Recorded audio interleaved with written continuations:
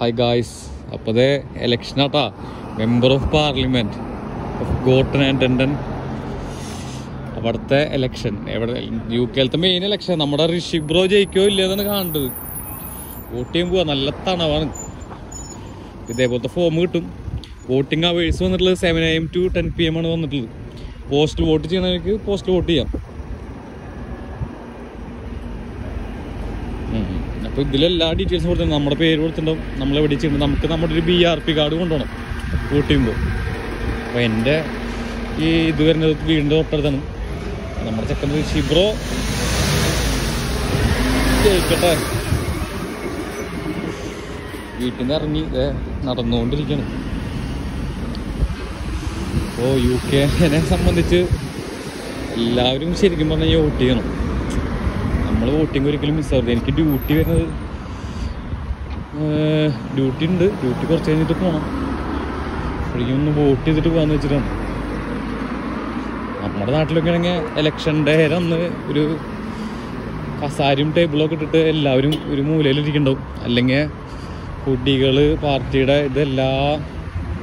എല്ലാം കാണാം എല്ലാ ഭാഗത്തും. ഇവിടെ ഇലക്ഷൻ ഡേ ആണെന്ന് പോലും ഒറ്റ ഭാഗത്ത് പോലും കൊടിയുമില്ല, ഒന്നുമില്ല.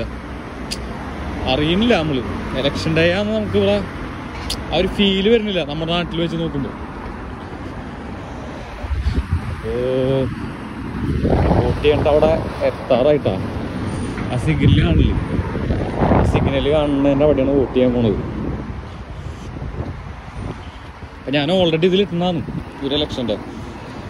ഇതിപ്പോൾ ഇനിയിപ്പോൾ മെയിനായിട്ട് നമ്മുടെ ഇന്നത്തെ വോട്ട് എന്തായാലും ചെയ്യണം. എന്തായാലും UK വന്നിട്ട് രണ്ടാമത്തെ വോട്ടാണ് എൻ്റെ. അതിനും വേണം ഒരു ഭാഗ്യം.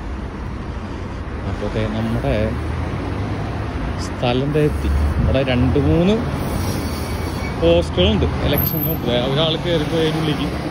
ഇതാണ് നമ്മുടെ പോളിംഗ് സ്റ്റേഷൻ. എന്താ പോളിംഗ് സ്റ്റേഷൻ കൊടുക്കുന്നുണ്ട്.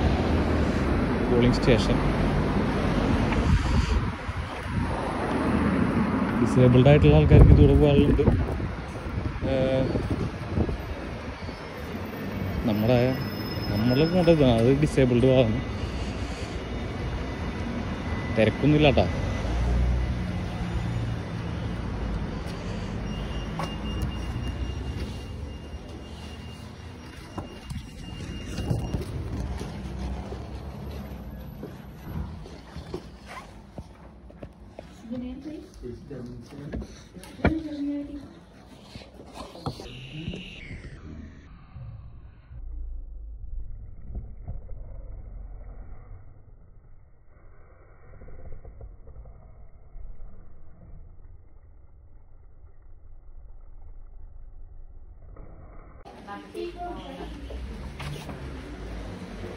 അപ്പോൾ എൻ്റെ വോട്ട് കഴിഞ്ഞിട്ടാണ്. നമ്മൾ ജസ്റ്റ് റോസ് വരയ്ക്കുക, പോവുക.